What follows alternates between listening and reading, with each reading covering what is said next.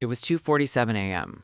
You weren't doing anything special, just sitting at your desk, running a basic speed test on your Wi-Fi because your internet had been lagging all week. Nothing unusual, nothing out of the ordinary. Just a normal, boring night.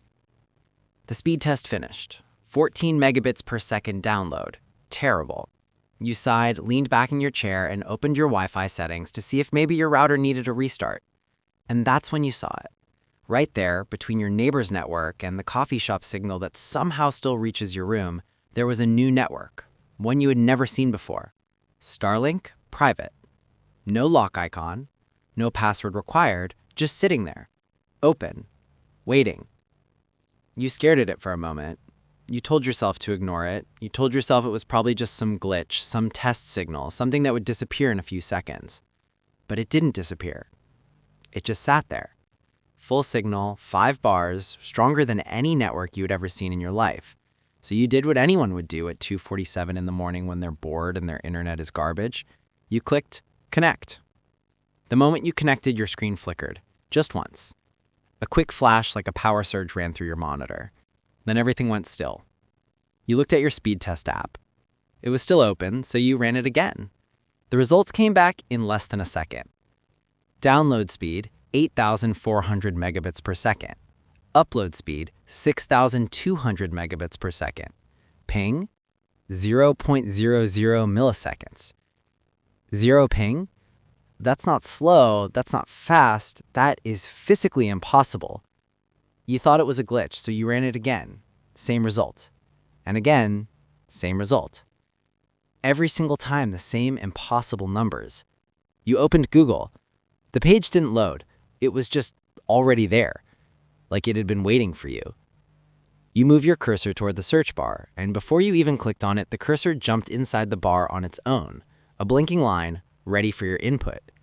You started typing weather tomorrow, and you only got to the letter W before the full search results appeared. Not suggestions, full results. Already loaded, already complete.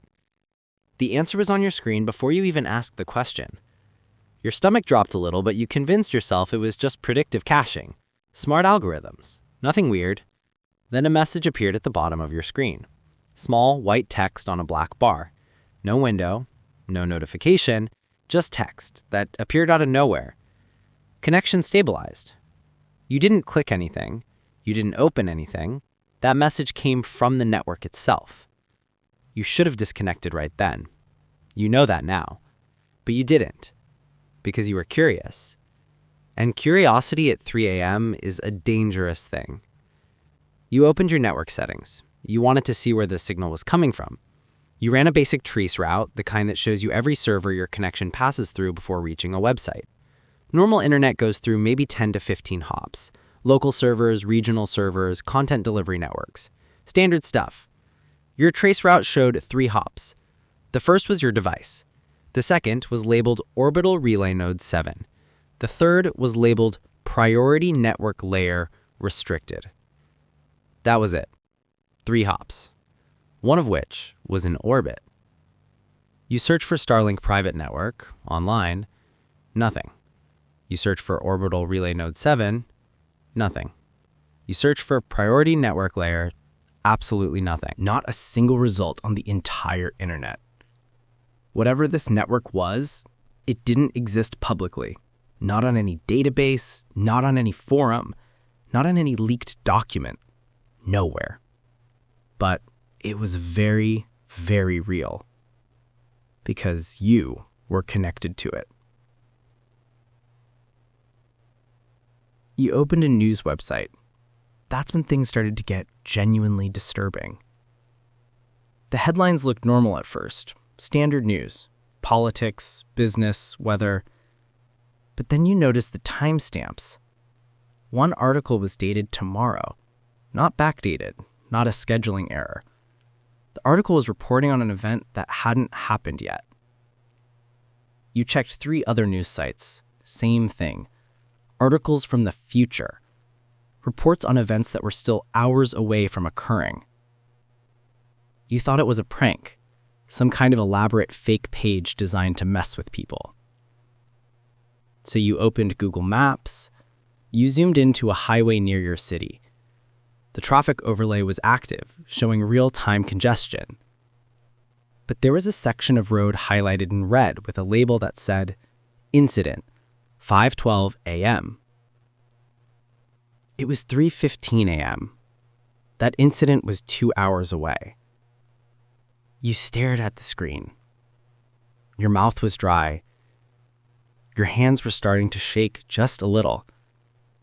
Because part of you, the logical part, was still saying, this is impossible. But another part of you, the part that could feel something was deeply wrong, that part was screaming at you to pay attention. You opened a stock market tracker. The markets weren't even open yet, but the numbers were moving. Prices were changing in real time, trades were being logged, and every single one of them was timestamped in the future. This network wasn't showing you the internet, it was showing you what was going to happen next.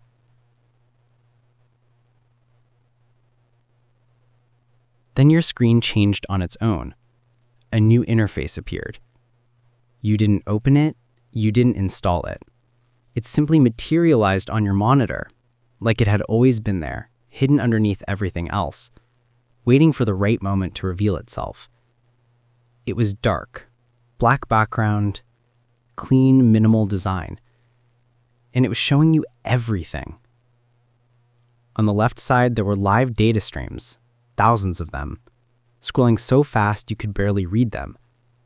But you caught fragments, IP addresses, server locations, communication logs, data packets being routed across continents in real time. On the right side, there was a map, a full global map with glowing dots scattered across every country. Each dot was pulsing slowly, and when you hovered over one, it expanded into a data card showing network traffic, population data, infrastructure status, and something labeled predictive confidence, 99.7%. At the top of the screen, there were 3 satellite feeds, live, showing different parts of the Earth from orbit.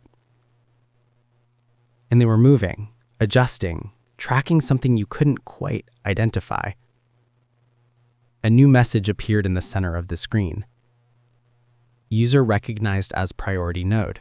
Your heart was pounding now, because that message didn't just appear. It was addressed to you. The system, whatever it was, had identified your device, your connection, you. And it thought you were supposed to be here. You moved your mouse slowly. You clicked on one of the data streams. It expanded. You were now looking at a live feed of internet traffic for an entire country. Every search, every message, every transaction, all of it flowing through your screen like a digital river. You clicked on another stream, private communications, encrypted channels. Government servers, military networks, all decrypted, all readable, all live. You weren't just connected to a satellite. You were connected to the backbone of something that was never supposed to be seen. The system responded to your every click, not slowly, not with loading screens, instantly.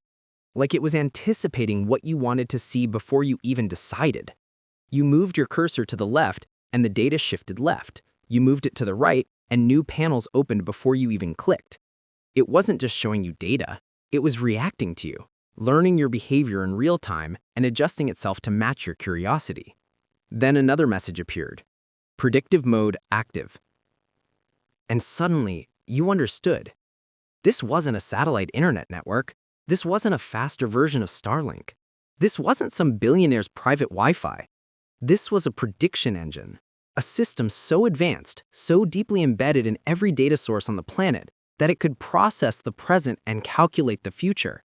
Every transaction, every movement, every communication, every variable on Earth fed into a machine that didn't just observe the world, it predicted it. And right now, it was predicting through your screen. That's when the panic hit. You grabbed your mouse and went straight for the Wi-Fi icon. You clicked disconnect. The network vanished. Your screen went back to normal. Your old, terrible 14 megabits per second connection returned. You exhaled. It was over. For about 4 seconds. Your Wi-Fi icon flickered, and without any input from you, the connection switched back. Starlink private, full signal, 5 bars. You disconnected again, it reconnected. You turned off your Wi-Fi adapter entirely, it turned back on.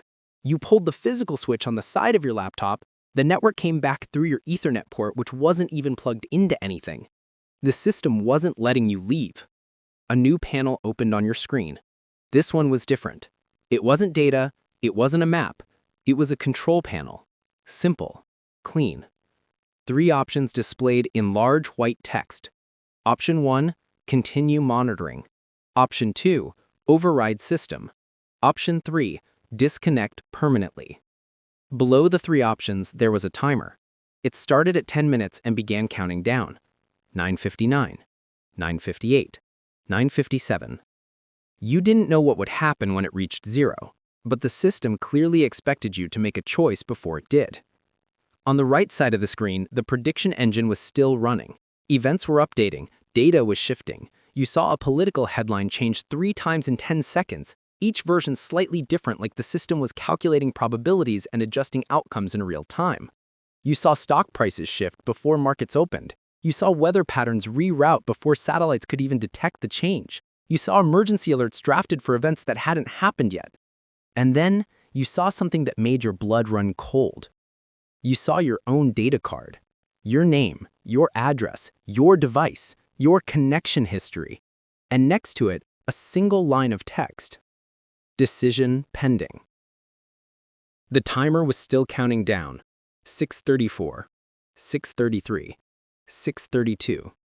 And you sat there, staring at 3 options, understanding for the first time what this network really was. This satellite system wasn't built for internet access. It wasn't built for communication. It wasn't even built for surveillance. It was built to control information before it reaches the world, to decide what happens next, to shape events before they unfold. Every headline, every market shift, every crisis, every outcome, filtered, adjusted, and approved by a system that sits in orbit above every country on the planet, connected to everything and accountable to no one.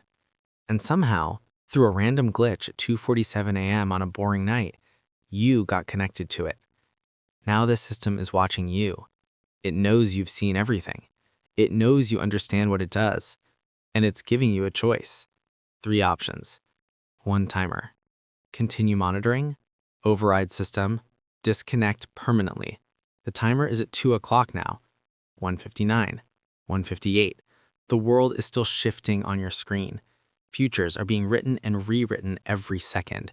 And your cursor is hovering over the 3 options, moving back and forth, because you know something that makes this decision impossible. If you continue monitoring, you become part of it. You see the future, but you can never unsee it. You live the rest of your life knowing what's coming and being powerless to stop it. If you override the system, you take control of something you don't understand, something that shapes the fate of billions of people. One wrong input, and you could change the course of history in ways you can't predict, even with a prediction engine. And if you disconnect permanently, you walk away.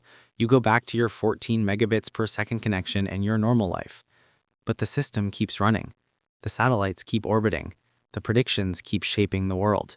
And you spend every single day wondering what's happening up there and whether they know you were once inside. 0:47, 0:46. 0:45. The system is waiting for your decision, and whatever you choose will change the future. The question is, what would you choose? Drop your answer in the comments, and if this story made you feel something, hit subscribe, because the next one is going to be even worse.